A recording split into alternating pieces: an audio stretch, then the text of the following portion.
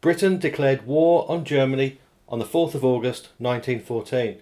Local newspapers proudly printed the name of Brandon Army reservists and territorials who had been called up.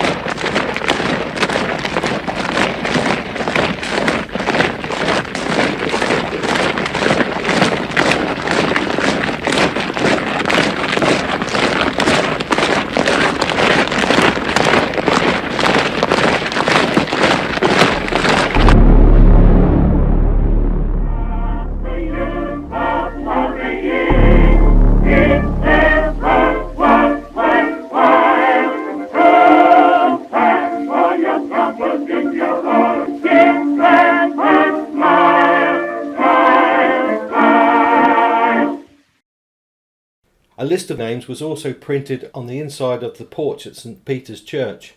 These men barely had time to say goodbye to their family and friends and immediately left town for war.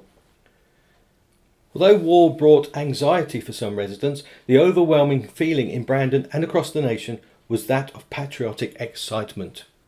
Meetings held on the Market Hill to inspire men to enlist capitalised on this excitement, with one even attended by Ian Malcolm, the local Member of Parliament. Patriotic music was played, red, white and blue bunting was hung everywhere, and the Union Jack flag displayed prominently at all the gatherings. In fact, many men, especially those who were young and unmarried, found the lure of travel and adventure too much and needed very little encouragement. Sergeant Edwards at Brandon's Army Recruitment Office, he became one of the busiest men in town. Lads came flooding to him, so he simply sent them off to Norwich for their medicals. He couldn't ever remember having it so easy. Eager crowds reportedly waved off recruits from Brandon's railway station, with some suggesting the war would be over by Christmas. While Brandon men were exiting the town, hundreds of Army territorials came up the high street and headed to their billets at the Brandon Park estate. This was in scenes reminiscent of 1912, when thousands of soldiers took part in a huge training exercise around town. Other local towns, such as Thetford, had troops billeted with residents, but the military authorities in Brandon preferred their men to stay in tents close to their horses on the estate. From time to time, Brandon men who had left to go on army training were given leave and returned home. This only seemed to heighten excitement among the residents, and no doubt those men were not short on people wanting to praise them as heroes. This excitement did get out of hand though. Residents spread gossip about an unpatriotic business in the high street. A clothing store run by Joseph Houseman and Harold Rellan felt compelled to publicly deny accusations of being unpatriotic and placed advertisements in local newspapers stating so. This all stemmed from the fact that Mr. Houseman was in fact Irish, born in Belfast, and Ireland had seen an upsurge in violence and anti-British feeling. It all came to a head on Monday the 26th of October when police arrived from Mildenhall and took away a gentleman from the shop for questioning. He wasn't there long, and it appears that he was soon released without charge.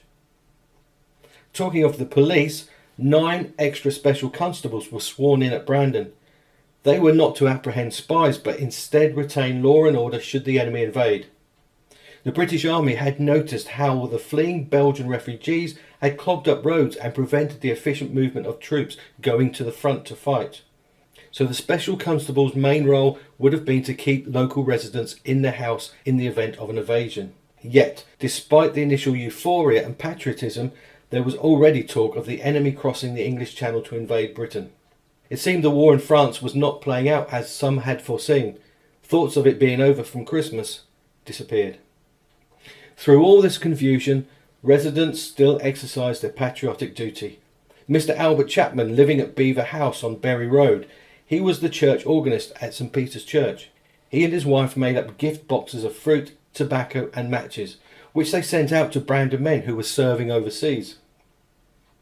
Retired Lieutenant Colonel Hamilton and his wife Janie, who lived at Brandon House, organised a group of women to knit woolen garments, which prompted an ex-Brandon policeman, Arthur Gray, to write home his thanks after he received a woolen hat and scarf. Just a line to let you know that I'm quite well and going on all right. Very pleased with the paper, so interesting to read. I received a parcel. It contained a woolen helmet, muffler and a tin of tobacco. The weather is very cold. We had a frost last night and a little snow this morning. Everywhere here is all mud. Brandon residents had no doubt the lads in the war were doing their best, so if they could assist them in any way they could, then they would. As Brandon residents settled down for their first Christmas in the war, they would have been unaware that the war would last for almost another 4 years, and they were to face daily struggles throughout this war. Thoughts now turned to the lads who had gone to fight.